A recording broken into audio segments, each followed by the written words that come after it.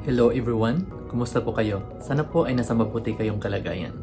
It feels good to be back. It's been a while since our last video.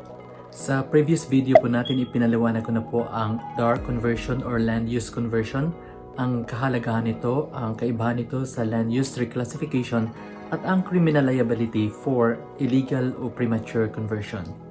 I'm pretty sure na sa dami na po ng DAR issuances sa ngayon from DAR Administrative Order No. 1 Series of 2002, DAR Administrative Order No. 1 Series of 2019, hanggang DAR Administrative Order No. 3 Series of 2021, medyo nalilito na po ang karamihan kung ano na nga ba ngayon ang proseso sa pag-apply for DAR conversion. Lilinawin ko lang po na lahat ng mga administrative issuances po na ito ay effective pa rin naman except for those provisions na inconsistent sa latest DAR issuances, in which case they are deemed to be modified or repealed accordingly. So basically, ang discussion po natin ay base sa mga issuances po na ito taken together.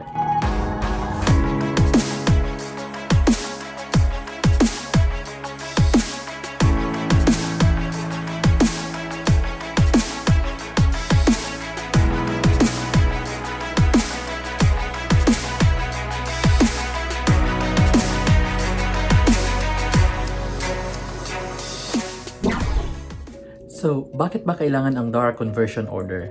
Kailangan po natin ang DAR Conversion Order kung nais po natin gamitin ang isang agricultural land sa ibang purpose other than agricultural use. Halimbawa, kung nais nating magpatayo ng bahay o commercial building o industrial building sa isang agricultural lot, kailangan po nating mag-apply ng DAR Conversion Order. Dahil kung iniba o binago po natin ang gamit ng isang agricultural land without a DAR Conversion Order, pwede po tayong makasuhan ng illegal o premature conversion. Ito po ay isang criminal case. May parusa po itong pagkakulong at pagbayad ng multa. Before we go to the requirements and the process, alamin po muna natin kung sino-sino ba ang pwedeng mag-apply for DAR conversion. Kung kayo po ang landowner, you need to personally file the application unless may authorized representative po kayo, in which case kailangan nyo pong mag-execute ng special power of attorney. Kung ang landowner ay isang corporation, kailangan po ang board resolution na nagbibigay ng authority sa representative to apply for DAR Conversion Order. In the case of Agriaran Reform beneficiaries, maaari lamang silang mag-apply for DAR Conversion after the lapse of 5 years from the award at dapat fully paid na ang obligasyon nila sa Land Bank of the Philippines. Hindi sila pwedeng mag-apply for Land Use Conversion kung hindi pa po ito fully paid. Now, I think it is important for us to discuss kung ano ba ang mga nabago sa mga requirements. Una, hindi na required ang DA certification. Ayon sa DAR, isa sa mga dahilan kung bakit natatagalan ang pagproseso ng applications for DAR conversion ay dahil sa requirement ng DA certification. Sinisiguro kasi nito na ang lupang ina-applyan for DAR conversion ay hindi prime agricultural land or irrigated or irrigable land. Paglilinaw ng DAR, since isa sa mga consideration ang DA certification sa paggawa ng comprehensive land use plan ng city o municipality, there is no point na i-require pa ito sa DAR conversion application. Once na reclassify na ito ng LGU for non-agricultural uses, ibig sabihin ay pumasa na ito sa DA. Pangalawa, tinanggal na rin ang Environmental Compliance Certificate o ECC from DENR as a requirement for DAR conversion. Ginawa na itong post-condition, meaning you will still have to submit the ECC after na ng issuance of the DAR Conversion Order o during the implementation stage na ng development project. Kapag hindi naman ito na-submit, maaaring ma-revoke ang DAR Conversion Order. Pangatlo, tinanggal na rin ang NIA certification sa requirements. Instead, magbabase na lamang ang DAR sa consolidated report ng NIA sa pagdetermine kung irrigated o irrigable ba ang lupang ina-apply for conversion. Ito raw ay kung nasakop ng consolidated report ang lupa na subject ng application, otherwise they might still require certain documents.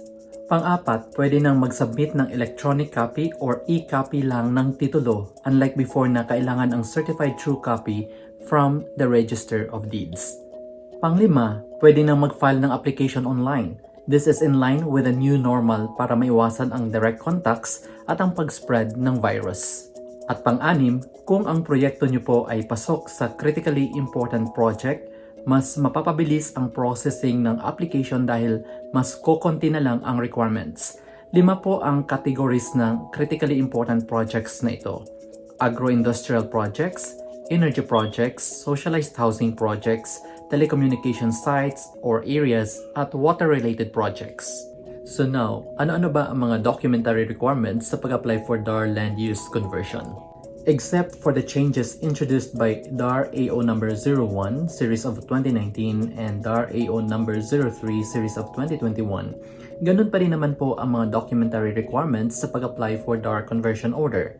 Nabawasan po ito ng iilang requirements, but to my mind, napakalaki po ng impact ng pagtanggal sa mga requirements po na ito. Base po sa Citizens Charter ng DAR, narito po yung checklist ng requirements. Una, make sure na 6 copies po ang ihanda po ninyo. So, you need 6 folders. Isang original copy at 3 clear photocopies na isubmit sa DAR Regional Office. Ang remaining 2 sets ay isubmit sa Provincial Office na naglalaman ng LUC Forms 1, 3, and 4, electronic copy of the title, tax declaration, and directional sketch map. Next, kailangan nyong i-fill out ang sworn application for land use conversion o LUC Form number 1. Makukuha nyo po ang form na ito sa RLOC Secretariat ng DAR Regional Office. Maaari nyo rin itong ma-download. Ilalagay ko ang link sa description ng video na ito. Also, you will need an electronic copy ng original certificate of title o transfer certificate of title ng lupa. Makukuha nyo po ito sa Register of Deeds. Kung hindi pa titulado ang lupa, pwedeng mag-submit ng certification mula sa DENR Senro na ang lupa ay classified na alienable and disposable, at certification mula sa DENR Senro o mula sa Clerk of Court na on process ang titling nito at walang adverse claimants sa lupa. Next is the electronic copy ng Certificate of Title ng lupa as of June 15, 1988 at lahat ng mga successor titles up to the present. Galing din po ito sa ROD. Next is the certified copy ng current tax declaration. Makukuha ito sa Assessor's Office. Kailangan nyo ring mag-submit ng mga sumusunod: Project Feasibility Study, Business Agreement o Joint Venture Agreement if applicable para doon sa mga CLOA o EP titles, Narrative Job Description, Probable Cost Estimate, Job Description o Work Schedule, Statement of Justification as to Funding Requirement or Source, Company Profile, Audited Financial Statement, kung ang applicant ay hindi ang registered owner, Special Power of Attorney.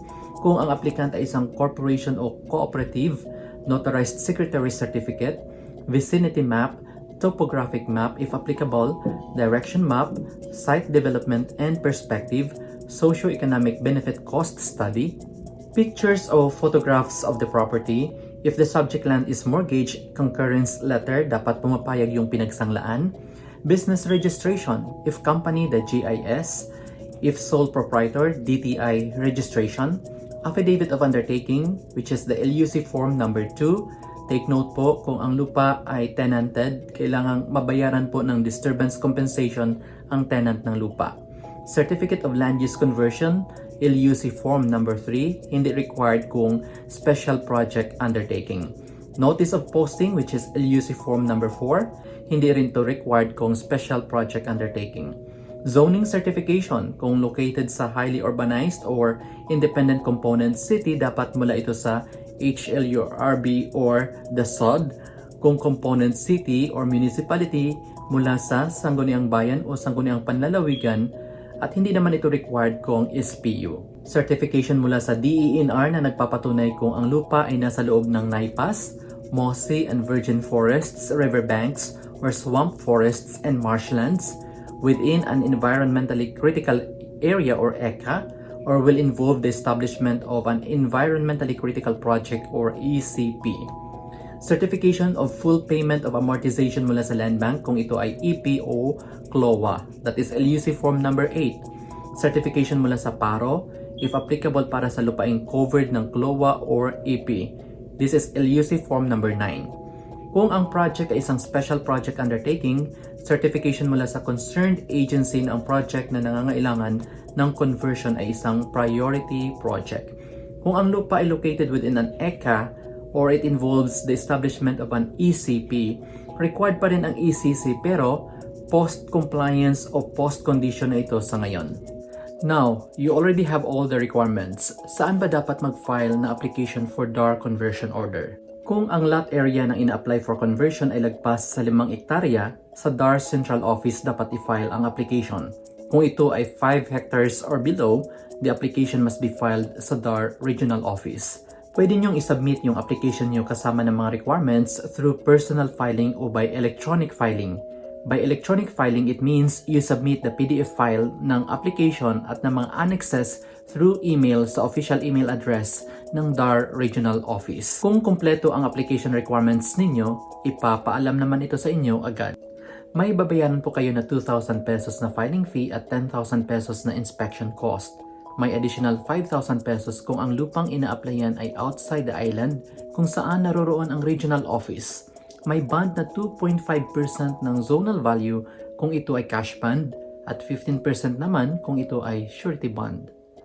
Matapos nyo po mabayaran lahat ng ito sa cashier, kailangang isubmit ang OR sa RLOC Secretariat. From there, you only need to wait for the action ng regional office dahil dadaan pa po ito sa on-site inspection and investigation at sa deliberation ng RLOC. Ayon sa Citizens Charter ng DAR, nasa more or less 19 days ang kailangan para makumpleto ang entire process na ito. Although under AO number 1, series of 2019, may 30 days po ang DAR to act on the application. Paano naman kung ang balak nyong ipatayo sa isang agricultural lot ay isang simpleng bahay lang? Ano ba ang requirements at proseso? Pag-uusapan po natin yan in a separate video. Sana po ay may natutunan po kayo sa video na ito. Please don't forget to subscribe to this channel, hit that notification bell, like, and share. Always remember, ignorance of the law excuses no one from compliance therewith. I will see you in my next video. Ingat po kayo.